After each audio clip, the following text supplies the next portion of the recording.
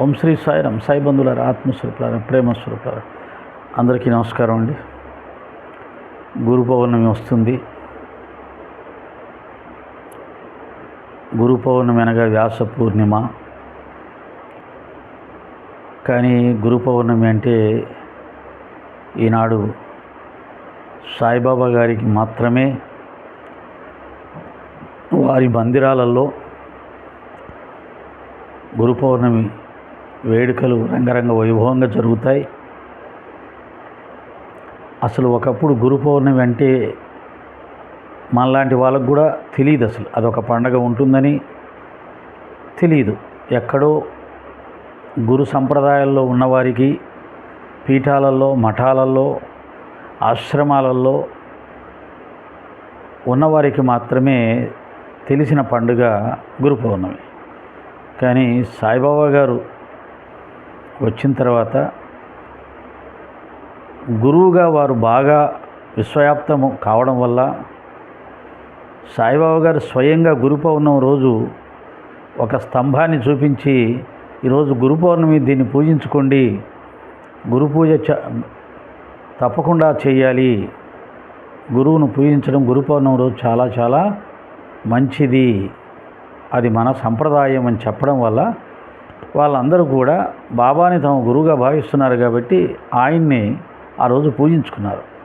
ఆనాటి నుంచి ఈనాటి వరకు గురు పౌర్ణమి రోజు బాబా గారిని బాబా మందిరాలలో రంగరంగ వైభవంగా లక్షలు ఖర్చు పెట్టి, కోట్లు ఖర్చు పెట్టి గురు పౌర్ణమి వేడుకలు జరుపుతారు. ప్రతి మందిరంలో కూడా ఎంత చిన్న మందిరం అయితే 5,000, 6,000, పెద్ద మందిరం అయితే 10,000, 20,000 అంతమంది భక్తులు బాబా దర్శనానికి వస్తారు. అలాగే బాబా మందిరాల్లో ఆ రోజు అన్నదానం చాలా గొప్పగా జరుగుతుంది. ఈ విధంగా అన్నదానం పేరుతో హిందూ సమాజాన్ని ఒకచోటికి చేర్చి సంఘటితపరిచి హిందువులందరూ కూడా బాబా గారి మందిరాలను బేస్ చేసుకొని, బాబా మందిరాల ఆధారంగా అన్నదానం పేరుతో కానీ ఇతర ఉత్సవాల పేరుతో కానీ ఒకచోట కలుసుకొని సంఘటితంగా ఏర్పడే ఒక అవకాశం సాయిబాబా మందిరాలు కల్పిస్తుంటాయి. మందిరాలలో ఎక్కువగా హిందువులంతా కలిసే పర్వదినాలలో శ్రీరామనవమి ఒకటి, విజయదశమి ఒకటి, వైకుంఠ ఏకాదశి ఒకటి, బాబా గారు వచ్చిన తర్వాత గురు పౌర్ణమి ఒకటి. అయితే ఈ గురు పౌర్ణమి అనేది వ్యాస పౌర్ణమి కదా, వ్యాస భగవానుని పూజించుకోకుండా బాబాను మాత్రమే పూజించడం ధర్మం కాదు, కరెక్ట్ కాదు అని కొంతమంది ఈ మధ్య సోషల్ మీడియాలో కానీ ఇంకా ఇతరత్ర మాట్లాడడం మనం వింటూ ఉంటాం. నిజమే, ఆ విషయాన్ని కేవలం సాయిబాబా గారి భక్తులకు మాత్రమే చెప్పడం కాకుండా మన సనాతన దైవాలకు సంబంధించిన వేలాది మందిరాలు ఉంటాయి. ఆ మందిరాల వారు కూడా వ్యాస భగవానుని పూజా కార్యక్రమం చేసేలా ఎందుకు చేయలేదు ఇంతవరకు? బాబాగారి మందిరాల్లో, వేలాది మందిరాల్లో గురు పౌర్ణమికి బాబాను పూజించుకుంటున్నారు సాయి భక్తులు. అంతకంటే ఎక్కువ మందిరాలు మనకు ఉన్నాయి, హిందువులకు కూడా, మనకు కూడా ఉన్నాయి. మరి ఆయా మందిరాలలో ఇంతమంది, ఎంతోమంది గొప్ప గొప్ప ప్రఖ్యాతి చెందిన ప్రవచకులు ఉన్నారు, స్వామీజీలు ఉన్నారు.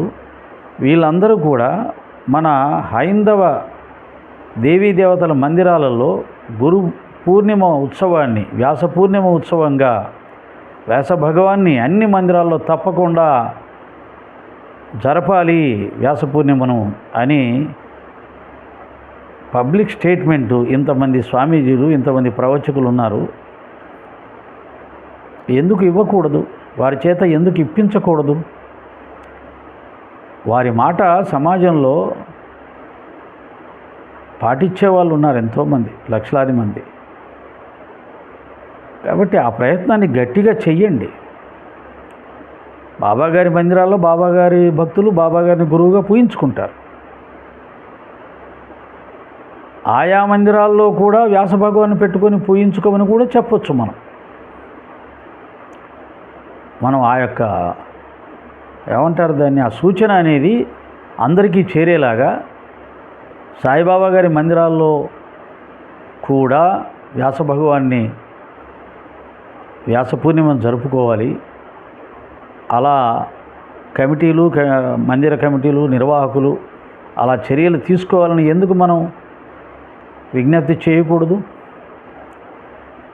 కేవలం బాబాగారి మందిరాన్ని మాత్రమే టార్గెట్ చేసి మనం అక్కడ మాత్రమే వ్యాస భగవాన్ని వ్యాస పూర్ణిమను జరుపుకోవాలని అనడం వల్ల ప్రయోజనం ఏముంది? మన దేవీ దేవతల వేరే ఆలయాలు కూడా చాలా ఉన్నాయి కదా, లక్షల్లో.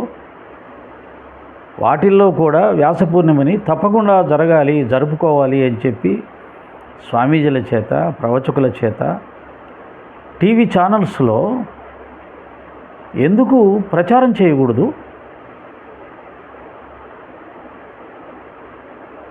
కాబట్టి మనం చెయ్యాల్సింది ఏమాత్రం చెయ్యకుండా అవతల వారు చేస్తున్న దాన్ని మనం తప్పుపడుతూ పోయినంతకాలం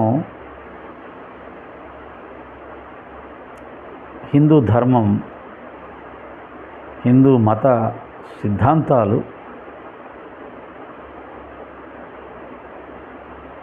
అందరి చేత ఆచరింపు చేయడం అనేది కష్టం. అది జరగాలి అంటే చిత్తశుద్ధితో జరగాలి. గురు పౌర్ణమి వస్తుంది, ఇంకా వారం రోజులు కూడా లేదు, ఎక్కడ కనిపించట్లేదు. సామవేద షణ్ముఖ శర్మ గారిది ఒకటి చూశాను, ఎక్కడో గురు పౌర్ణమికి సంబంధించిన విశిష్టత.